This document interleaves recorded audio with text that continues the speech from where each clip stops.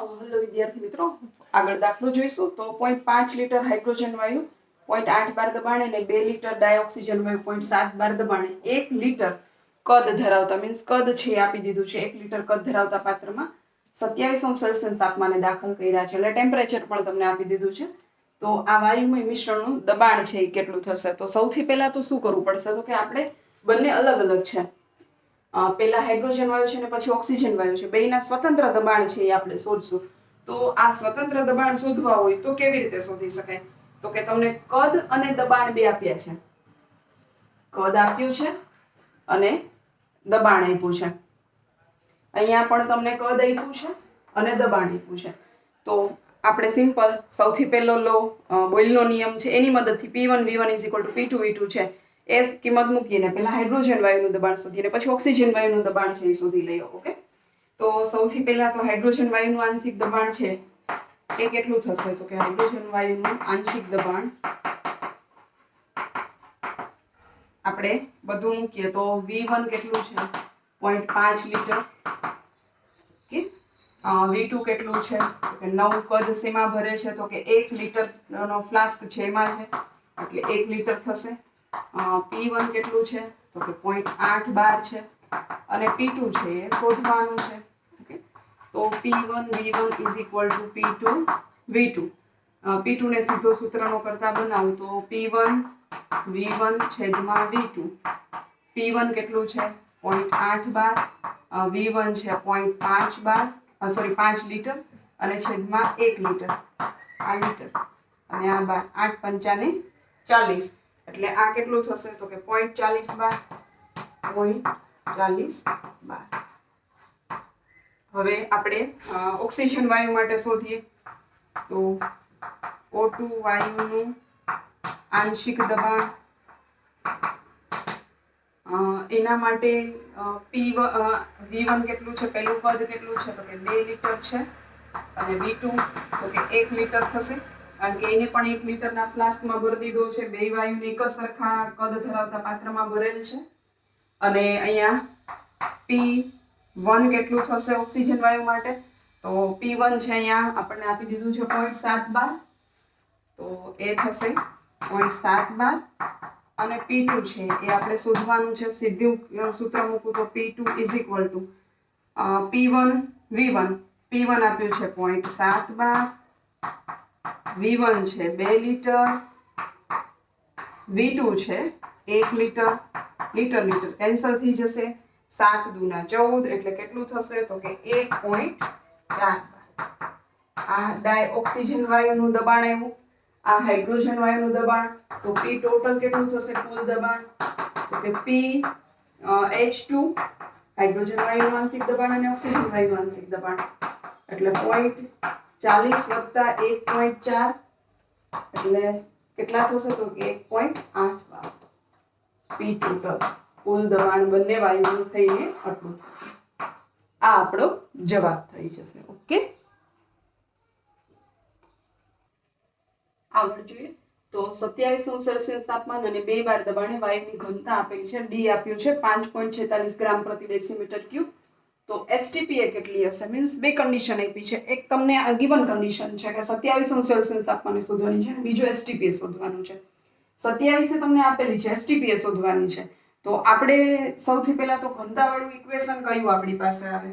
તો P DRT ના છેદમાં કેપિટલ M આવે. ઓકે, તો અહીંયા તમે ઘનતાના સૂત્રનો કરતા જો બનાવો તો D PM ના છેદમાં RT. હવે આપણને ખ્યાલ છે કે કોઈ પણ વાયુ માટેની ઘનતા છે આ નાણવીય દળના સમપ્રમાણમાં હોય. શું કામે? તો કે જો અહીંયા R છે એ વાયુ અચળાંક છે. ઓકે, R છે એ વાયુ અચળાંક છે અને દબાણ છે એ પણ આપણે દબાણ છે એ આપણને ખ્યાલ નથી. તો હવે કઈ કઈ વસ્તુ જાણીતી છે? તો કે અહીંયા આપણને ખ્યાલ છે કે M અને R આ બંને છે અચળ રહેશે કારણ કે જે પણ વાયુ છે એ વાયુ એકનો એક જ વાયુ છે, માત્ર કન્ડિશન બદલાવે છે. તો આણ્વીય દળ નહીં બદલે, આણ્વીય દળ એનું અચળ રહેશે, વાયુ અચળાંક પણ અચળ જ રહેશે. તો અહીંયા જે R છે અને M છે એ અચળ રહેશે. કોઈ પણ વાયુ માટે આપણે વાત કરતા હોય, વાયુ નથી બદલાવતા, આ અચળ રહેશે તો શું થશે? તો કે ડી ચલે છે પી ના છેદમાં ટી. અહીંયા આપણે બે કન્ડિશન જોવાની છે, એટલે આપણે આવી રીતે લખી શકીએ D1 ચલે છે P1 ના છેદમાં T1 અને બીજું લખીએ D2 ચલે છે P2 ના છેદમાં T2. તો આપણે અહીંયા બધી કન્ડિશન માટે D1 એટલે કે પહેલાની ઘનતા કેટલી છે તો એ તો આપી દીધી છે 5.46 ગ્રામ પ્રતિ ડેસીમીટર ક્યુબ અને એસટીપી એ તમારે શોધવાની છે, એટલે D2 છે એ આપણને નથી ખ્યાલ, અનનોન છે આપણા માટે. P1 કેટલું આપ્યું છે તો P1 છે એ તમને આપી દીધું છે 2 બાર, અહીંયા છે જ પહેલી કન્ડિશન માટે, અને P2 તો એસટીપી છે એટલે 1 બાર થશે, સ્ટાન્ડર્ડ ટેમ્પરેચર પ્રેશર પ્રમાણિત તાપમાન દબાણ 1 બાર. અહીંયા T1 કેટલું છે તો કે 27 + 273 એટલે 300 કેલ્વિન, અને બીજી કન્ડિશન છે એ કન્ડિશન આપણી એસટીપી ની છે, આ કન્ડિશન છે એસટીપી છે, તો અહીંયા કેટલું થશે તો 273 કેલ્વિન થશે ટેમ્પરેચર. હવે આપણે કિંમતો છે એ મૂકવાનો પ્રયત્ન કરીએ, તો પહેલા તો આપણું જે ઇક્વેશન છે એનો ગુણોત્તર લઈએ તો D1 ના છેદમાં D2 શું થશે તો કે P1 ગુણ્યા T2, સિમ્પલ લખું છું કદાચ કોઈને ખ્યાલ ના આવે તો શું થશે P1 ના છેદમાં T1 છેદમાં P2 ના છેદમાં T2, છેદનો છેદ અંશમાં હાલ્યો જશે એટલે શું થશે P1 ગુણ્યા T2 છેદમાં T1 ગુણ્યા P2. ઓકે, કિંમતો મૂકીએ. P1 કેટલી છે? P1 છે 2 બાર, T2 છે 273 કેલ્વિન, T1 કેટલું છે તો T1 થશે 300 કેલ્વિન અને P2 1 બાર. ઓકે, એકમ તો બધા કેન્સલ થઈ ગયા, 3 દુના 6, 7 દુના 14 નો ચોકડો વધી 1, 2 દુ 4 ને 5 છેદમાં 300, 546 ભાગ્યા 300 એટલે 300 દુના 600 થાય, તો 600 તો છે ને, એટલે આપણી ઘનતાનો ગુણોત્તર છે એ લગભગ આપણને કેટલો મળવો જોઈએ, સોરી હજી આપણે આ D1 ના છેદમાં D2 મળ્યું. ઓકે, હવે શું છે તો કે તમને બીજા એસટીપી એ ઘનતા પૂછી, તો એસટીપી એ ઘનતા એટલે D2, તો D2 ને સૂત્રનો કરતા બનાવો, આ D2 છે ને અહીંયા લઈ જાઓ તો શું થશે તો કે D2 = D1 ગુણ્યા 300 છેદમાં 546. D1 આપી દીધી છે કેટલી છે 5.46, 5.46 ગુણ્યા 300 ભાગ્યા સોરી 546 બરાબર. ચલો આ 546 છે એ શૂન્ય, જો તમે પોઈન્ટ છે અહીંયા પોઈન્ટ છે, બહુ સિમ્પલ વસ્તુ છે, આવા ગુણાકાર જાતે કરવાના છે કારણ કે આપણને કઈ નીટ કે JEE ની અંદર કેલ્સી મળવાનું નથી. આ પોઈન્ટ કાઢો એટલે શું થાય તો કે 546 ના છેદમાં 100 થાય. ઓકે, અને અહીંયા કેટલા થશે 300 ના છેદમાં 546 છે એના 546 કેન્સલ થઈ જશે, આ 100 ની સાથે આ બે 0 કેન્સલ થઈ જશે એટલે 3 ડેસીમીટર ક્યુબ ગ્રામ પ્રતિ ડેસીમીટર ક્યુબ છે એ મળશે. આ આપણી ઘનતા છે મળી ગઈ 3 ગ્રામ પ્રતિ ડેસીમીટર ક્યુબ. આગળ જોઈએ તો 34.5 ml ફોસ્ફરસની બાષ્પનું વજન આપ્યું છે 0.0625 ગ્રામ, 546 સેલ્સિયસ તાપમાન અને 0.1 બાર દબાણે આટલું આપ્યું છે એનું વજન. તો એનું મોલર દળ કેટલું થશે તો આપણને મોલર દળ માટેનું એક જ સૂત્ર ખબર છે, PV = nRT માં n છે એ મોલમાં, મોલ બરાબર વજનના છેદમાં આણ્વીય દળ મૂકીએ તો મોલર દળ છે એ મળી શકે. તો આપણે સૂત્ર મૂકીએ PV = nRT, n વજનના છેદમાં આણ્વીય દળ, તો PV = mRT છેદમાં કેપિટલ M. આ આપણું સૂત્ર છે, આમાં આપણે આણ્વીય દળ શોધવાનું છે એટલે કેપિટલ M છે એ શોધવાનું છે. તો શું થશે એને સૂત્રનો કરતા બનાવો તો mRT છેદમાં PV. હવે બધી કિંમતો છે એ જોતા જઈએ. દબાણ કેટલું આપ્યું છે તો દબાણ આપ્યું છે P = 0.1 બાર. ઓકે, આ બધી કિંમતો છે ને અહીંયા આપણે સાઈડમાં લખીએ, પછી સીધો દાખલો ગણીએ. P = 0.1 બાર, પછી સ્મોલ m બાષ્પનું વજન કેટલું આપ્યું છે 0.0625 ગ્રામ અહીંયા આપી દીધું છે આપણને. આર કેટલો આપ્યો છે તો કે આર છે એ વાયુ અચળાંક આપણા માટે લેશું. અહીંયા 12 માં આપ્યો છે એટલે 12 વડો એટલે 0.8314 R is equal to 0.8314 0.8314 12 litre પ્રતિ મોલ પ્રતિ કેલ્વિન 12 માં આપ્યું છે એટલે આ એકમ લેશું. પછી ટી તો 273 વત્તા 546 6 ને 3 9 4 ને 7 11 નો એકડો વધી પડી 1 5 6 6 ને 2 8 819 કેલ્વિન છે એ આપણું ટેમ્પરેચર થઈ જશે. હવે આપણી પાસે શું બાકી રહ્યું તો V બાકી છે. V ઇઝ ઇક્વલ ટુ કેટલું છે તો કે 34.01 આ આપણને આપી દીધું છે. V ઇઝ ઇક્વલ ટુ કેટલું આપ્યું છે ml માં આપ્યું છે 34.05 ml. પણ અહીંયા આપણી પાસે લીટર છે. એકમ r નો જે છે એ લીટરમાં છે તો આપણે આને કેમાં ફેરવવા પડશે તો કે ml ના લીટરમાં ફેરવશું એટલે 0.03405 લીટર. કારણ કે 10 ની 3 ઘાત વડે ગુણી નાખો એટલે આ પોઈન્ટ છે એ હજી એક 10 ની -3 ઘાત સોરી તો હજી પણ એક અહીંયા 0 મૂકવો તમારે પડશે. આ એનું આવી ગયું કદ. હવે આપણે કિંમતો મૂકીએ. m છે એ 0.0625 આ 0.8314 ટેમ્પરેચર 819 કદ 0.1 અને સોરી પી પ્રેશર 0.1 અને કદ થશે 0.03405. આનો ગુણાકાર છે એ જો તમે કરશો તો આ થશે 124.984 ગ્રામ પ્રતિ મોલ 1249.84 ગ્રામ પ્રતિ મોલ આણ્વીય દળ છે જે પણ વાયુ આપેલો છે એનું આણ્વીય દળ છે આટલું થશે.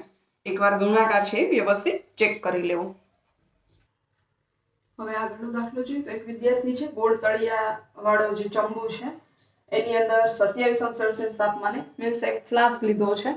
પ્રક્રિયા કરવી છે તો અંદર મિશ્રણ નાખવાનું ભૂલી ગયો એનાથી પ્રક્રિયા મિશ્રણ ઉમેરવાનું ભૂલી ગયો અને ફ્લાસ્ક છે એને ગરમ કરવા મૂકી દીધો કે ફ્લેમ ઉપર ગેસ ઉપર ચાલુ કરી દીધું મૂકવાનું.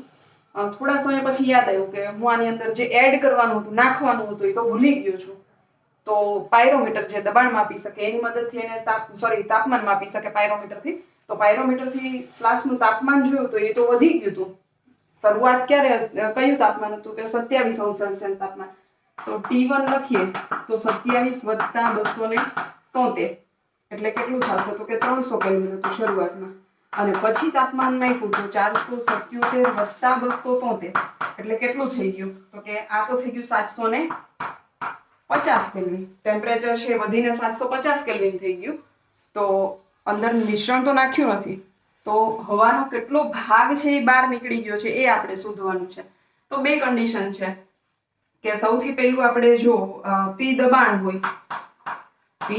હોય અને V કદ હોય. ઓકે V કદ હોય અને આવો જો ફ્લાસ્ક હોય અને મોલ છે એ n હોય n1 મોલ હોય તો આપણી પાસે સમીકરણ શું થાય આદર્શ વાયુ સમીકરણ પ્રમાણે વાત કરીએ તો આપણે આદર્શ વાયુ સમીકરણ પ્રમાણે જો આને વાત કરીએ તો PV is equal two N1R અને T કેટલું છે તો કે 300 કેલ્વિન. ઓકે હવે બીજી કન્ડિશનની વાત કરીએ કે 477° તાપમાને જો એના મોલ છે એ મોલ બદલીને કેટલા થઈ ગયા તો કે N2 થાય ત્યારે આપણું ઇક્વેશન કેવું થશે તો કે PV is equal two N2R અને બીજું ટેમ્પરેચર કેટલું છે તો કે 750 કેલ્વિન છે. હવે આના સમીકરણ 1 અને 2 ને આપણે બેયને સરખાવીએ કારણ કે PV તો બેયમાં સરખા જ છે. આ સમીકરણ 1 કહીએ આ સમીકરણ 2 કહીએ તો સમીકરણ 1 અને 2 પરથી આપણે લઈએ તો શું થશે તો કે બેયને આપણે સરખાવવાનો પ્રયત્ન કરીએ આપણે તો અહીંયા આવશે N1R 300 બરાબર N2R 750. ઓકે તો અહીંયા આપણે બે ઇક્વેશન છે એમાં આ ભાગ છે એ સરખા છે એટલે એને કાઢી અને આ ભાગ છે એને સરખાવ્યા છે. તો હવે આપણે n2 ને સૂત્રનો કરતા બનાવીએ. r તો બેમાં કેન્સલ થઈ જશે. તો n2 બરાબર શું થશે? તો કે n2 ને સૂત્રનો કરતા બનાવો એટલે n1 ગુણ્યા 300 ભાગ્યા 750. આ આપણને મળશે, કારણ કે અહીંયા આપણે હવાનો કેટલો ભાગ બહાર નીકળી ગયો છે એ શોધવાનું છે. તો પહેલો ભાગ છે એ આપણને કેટલો રહેશે? તો કે આનો ગુણાકાર કરીએ તો n2 બરાબર 0.4 n1 એટલે n2 હવે છે કેટલો? તો કે n2 એટલે અત્યારે કેટલો છે? તો કે 0.4 n1 નો પહેલા જે મોલ હતા એનો 0.4 ભાગ છે. જો ટકામાં ગણીએ તો 100% એ અત્યારે કેટલો છે? 0.4 એટલે કેટલો થશે? તો કે 40% છે. હવે આપણને શું પૂછ્યું? તો કે કેટલો બહાર નીકળી ગયો હશે. તો આ તો સિમ્પલી ખ્યાલ આવી જાય કે 40% અત્યારે છે. ઓકે, n2 બરાબર n1 ના 40% અત્યારે છે. તો બહાર કેટલો નીકળ્યો હશે? તો કે 100 - 40 બરાબર 60% ભાગ હવાનો બહાર નીકળી ગયો હશે. ઓકે, અને જો આવી રીતે પોઈન્ટમાં જોઈતું હોય તો કેટલું થાય? તો કે 0.6 આટલો ભાગ છે એ બહાર નીકળી ગયો હશે. એટલે ખાસ ધ્યાન રાખવાનું કે પ્રેક્ટિકલ કરતા હોય ત્યારે મિશ્રણ છે એ એડ કરવાનું હોય તો એડ કરી દેવાનું, ન કર્યું હોય તો વળી પાછું આવું બધું શોધવું પડશે. સાવ ઈઝી દાખલો. 3.32 બાર દબાણે 5 ડેસીમીટર ક્યુબ કદ ધરાવતા 4 મોલ વાયુનું તાપમાન છે શોધવાનું છે. જો 12 આપ્યું છે એટલે દબાણ છે એ આપ્યું છે 3.32. ઓકે, હવે આ કદ આપી દીધું છે. ઓકે, તો V = 5 ડેસીમીટર ક્યુબ. R તમને આપી દીધો છે, n આપ્યો છે 4 મોલ. તો આ ચાર વસ્તુ આપી છે તો ઇક્વેશન તો બહુ સિમ્પલ. PV = nRT. T ને સૂત્રનો કરતા બનાવો તો PV ના છેદમાં nR. ઓકે, કિંમતો મૂકી દો 3.32 ગુણ્યા 5 છેદમાં 4 ગુણ્યા 0.083. તો ટેમ્પરેચર છે એ કેટલું મળે? તો આ તો બાળકો ગણતરી કરી અને શોધે તો પણ મળી જાય ને એમનેમ પણ મળી જશે. તમને લગભગ તાપમાન છે એ 50 કેલ્વિનની આજુબાજુ છે એ મળશે. Okay, 50 kelvin. હવે આગળ જોઈએ 5.12. સાવ ઈઝી દાખલો. 1.4 ગ્રામ ડાયનાઇટ્રોજન વાયુમાં રહેલા કુલ ઇલેક્ટ્રોનની સંખ્યા શોધવાની. જો બીજું ચેપ્ટર ને પહેલું ચેપ્ટર પ્રોપર કર્યું હશે તો આ બે વસ્તુ આવડે, કારણ કે અહીંયા ઇલેક્ટ્રોનની સંખ્યા જે છે એ મોલ ઉપર આધારિત છે, મોલ કન્સેપ્ટ ઉપર. એ પહેલા ચેપ્ટરમાં આવી ગયું. અને ડાયનાઇટ્રોજન જેમાં કેટલા ઇલેક્ટ્રોન હશે એ બીજા ચેપ્ટરમાં આવી ગયું. તો બેયનું કોમ્બિનેશન છે.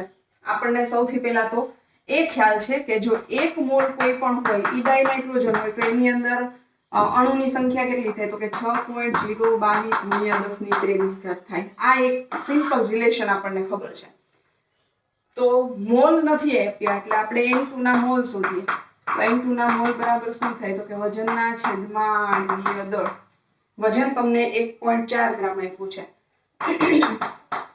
અને n2 એટલે એક નાઇટ્રોજન નું 14, તો બે નાઇટ્રોજન છે એટલે 14 ના 28 ગ્રામ. તો કેટલું થશે? તો કે 5.5 મોલ n2 થયા. હવે તમને ખબર છે કે 1 મોલ n2 હોય તો એની અંદર 6.022 ગુણ્યા 10⁻23 અણુ હશે. ઓકે, તો હવે અહીંયા કેટલા છે? તો કે સોરી 0.05 થશે. 0.05.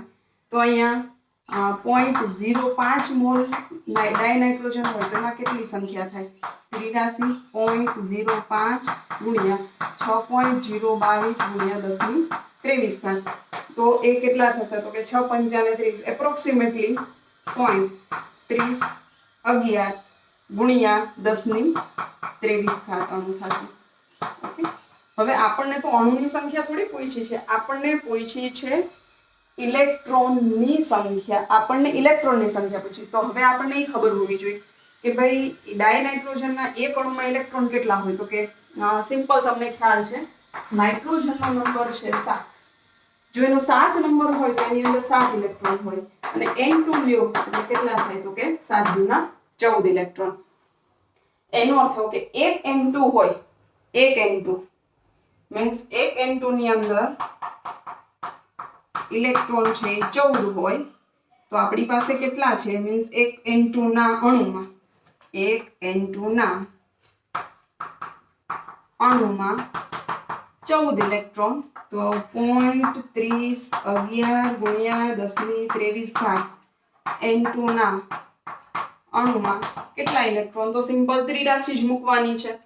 કેવી રીતે? તો કે 14 ને આની સાથે ગુણી દો ઇક્વલ ટુ 14 × 0.3011 × 1023 છેદમાં 1 આવશે. એટલે એને તો કઈ આપણે બહુ જરૂર છે નહીં. એટલે આ લગભગ 4.215 ગુણ્યા 1023 સોરી 23 નહીં, હા 23 4.215 1023 ઇલેક્ટ્રોન હશે. ઓકે, આટલા જે આપણી પાસે મોલ મળ્યા તો આટલા ગ્રામની અંદર ઇલેક્ટ્રોન કેટલા હશે? તો કે 4.215 ગુણ્યા 1023 આટલા ઇલેક્ટ્રોન છે 1.4 ગ્રામ ડાયનાઇટ્રોજનમાં હશે. આપણા આગળના દાખલા જુઓ જ મોલ કન્સેપ્ટ ઉપર આધારિત દાખલો ને. સો સિમ્પલ. 1 સેકન્ડમાં ઘઉંના 10⁻⁴ દાણા જો વેચવામાં આવે તો એક એવોગેડ્રો અંક જેટલા દાણા વેચતા કેટલો સમય લાગે? તો પહેલા તો એવોગેડ્રો અંક એટલે આપણને ખબર હોવી જોઈએ કેટલા થાય. તો કે Na = 6.022 ગુણ્યા 10⁻23 આ આપણો એવોગેડ્રો અંક છે. અહીંયા સિમ્પલ ત્રિરાશિ છે. ઓકે, હવે મૂકીએ તો કે 10⁻10 દાણા વહેંચતા લાગતો સમય કેટલો છે? તો કે 1 સેકન્ડ છે. 1 સેકન્ડની અંદર તમે 10⁻10 દાણા છે વેચી શકો છો.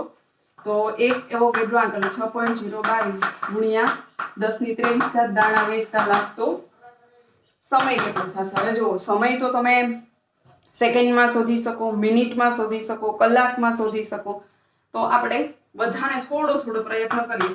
ત્રિરાશિમાં 1 સેકન્ડ ગુણ્યા 6.022 ગુણ્યા 10⁻23 ભાગ્યા 10⁻10 કરીએ તો કેટલા થશે? તો સિમ્પલ આની સાથે ગુણાઈ જાય એટલે 6.022 ના 22 જ એક સાથે ગુણાશે. 10 ઉપર જશે તો માઇનસ થશે, આમાંથી નીકળી જશે એટલે કેટલા થશે? તો કે 10⁻23 માંથી 10 નીકળે એટલે 10⁻13 આ સેકન્ડ થશે. આ સમય આપણો સેકન્ડમાં મળ્યો. હવે સેકન્ડના જો તમારે મિનિટ કરવા હોય તો કેટલા કરવા પડે? તો કે 6.022 ગુણ્યા 10⁻13 મિનિટ કરવા હોય તો એને 60 વડે ભાગવા પડે, કારણ કે 1 મિનિટની અંદર 60 સેકન્ડ આવશે. જો તમારે કલાક કરવા હોય તો સેકન્ડમાંથી મિનિટ અને મિનિટમાંથી તમારે આગળ જવું હોય તો વળી પાછા 60 વડે ગુણવા પડશે. સેકન્ડમાંથી મિનિટ, મિનિટમાંથી હવે કલાક કરશું તો 24 કલાક વડે તમારે ગુણવા પડશે. અને જો એને વર્ષ વડે કરશો તો 365 વડે તમારે ભાગવા પડશે. એટલે એપ્રોક્સિમેટલી આ 1 મિનિટમાં છે 60 મિનિટ વડે 1 સેકન્ડના છે, પછી 60 સેકન્ડ, પછી 60 મિનિટ, 1 કલાકની, પછી આ 1 દિવસની 24 કલાક અને 365 દિવસ. એટલે આખું વર્ષ થઈ ગયું. તો 1.9095 ગુણ્યા 10⁻6 વર્ષ લાગે. એક એવોગેડ્રો અંક જેટલા દાણા જો તમારે વેચવા હોય તો આટલા વર્ષની અંદર તમે વેચી શકો છો. ઓકે, અહીંયા જવાબમાં ખાસ ધ્યાન રાખશું કે તમને જ્યારે MCQ પૂછેલો હોય નીટ જીની અંદર કે ગમે ત્યાં તો સમય શેમાં આપ્યો છે? સેકન્ડમાં કીધું હોય તો બરાબર છે. જો આ 1 સેકન્ડમાં છે પ્રતિ સેકન્ડ. હવે જો તમને એવું કીધું હોય કે ભાઈ મિનિટમાં તો માત્ર 60 વડે ભાગશું, કલાકમાં તો 24 ગુણશું સાથે, અને વર્ષ કીધું હોય તો આ કરવાની જરૂર છે. બાકી એવી જરૂર નથી કે દરેક વખતે આ જ કરવું. એટલે આ ખાસ આપણે ધ્યાન રાખશું એકમ માટે અહીંયા.